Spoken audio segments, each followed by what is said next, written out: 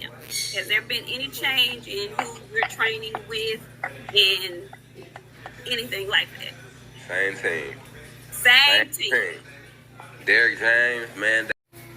So, but on my end, verbally, I agreed. Got a call, asked him what I thought about the fight. It's for the WBC and all that. I agreed to it. I'm like, it's a green light. You know what I mean?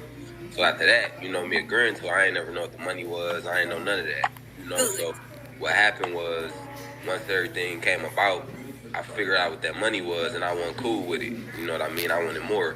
So that's why the fight didn't fall through, because it was everything. I agreed to everything. You know what I mean? As far as the stipulations, everything. From it being on ESPN to, the where it was gonna be at.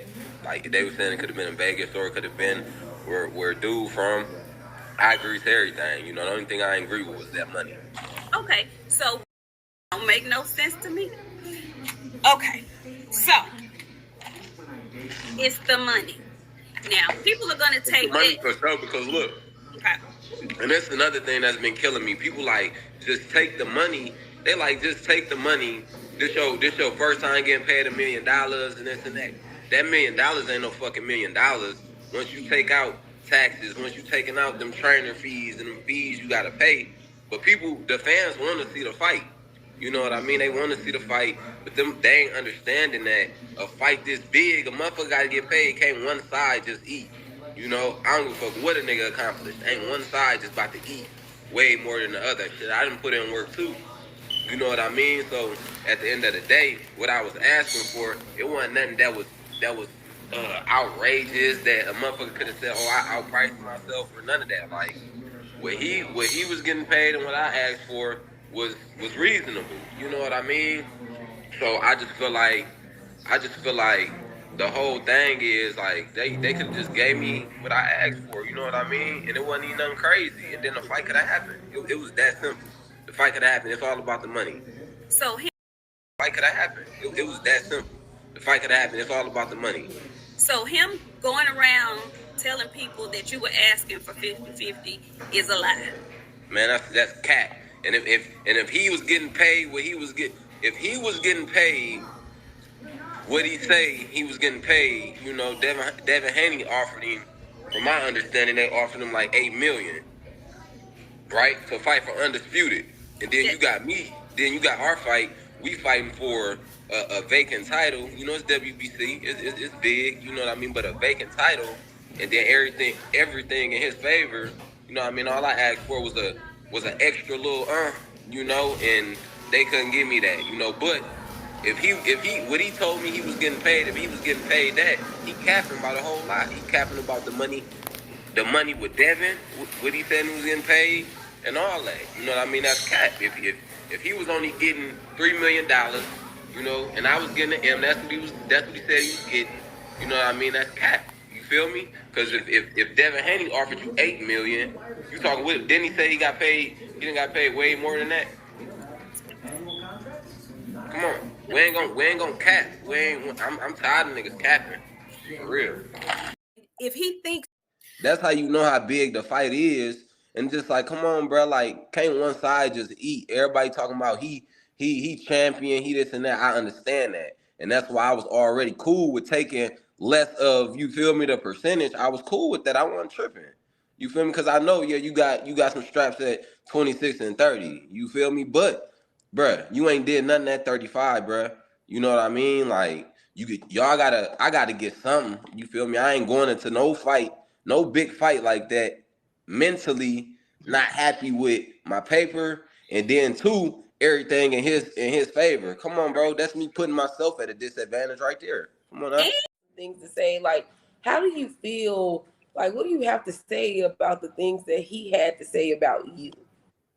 It's some bitch ass shit, it's some hoe shit. Like, nigga, we grown men, you know what I mean? So at the end of the day, like we could have easily made everything happen, but like the shit he talking, you make the shit personal, calling another man a bitch and this and that. Like, I ain't even cut like that. You know what I mean? I ain't gonna go on wax and fuck my brand up because I'm out here, talking crazy and this and that. You know what I mean? Like, come on, bro. We men, bro. And then you got two of us. You got two brothers, right?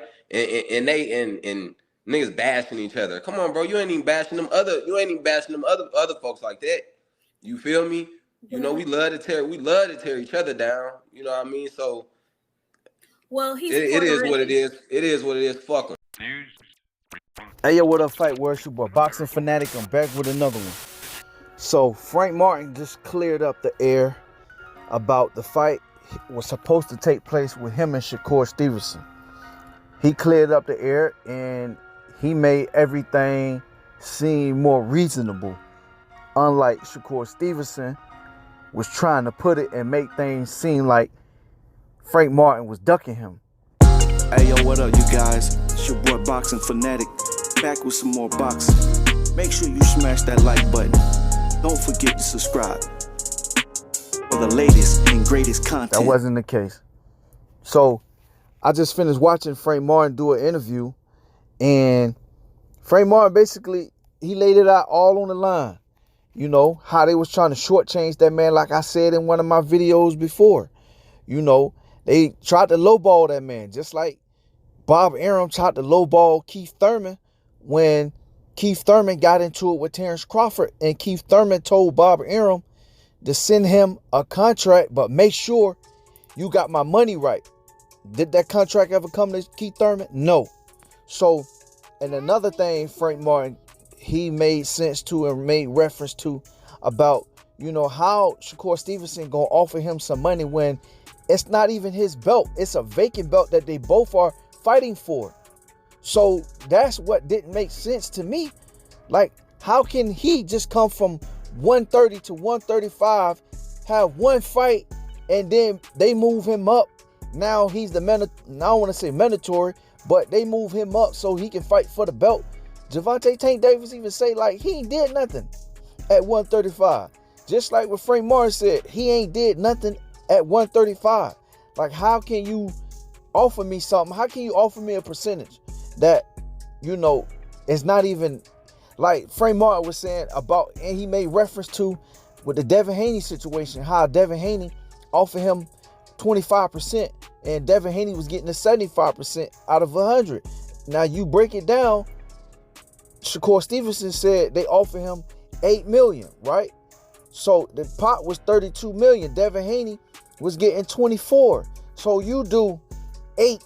So you do 24. If you do 8 times 3, that's 24. And you add 8 more, that's 32. So what math? That's some simple math that him and his team couldn't get right. They couldn't get it together. Like, and he made reference to like how everything was just a landslide for him.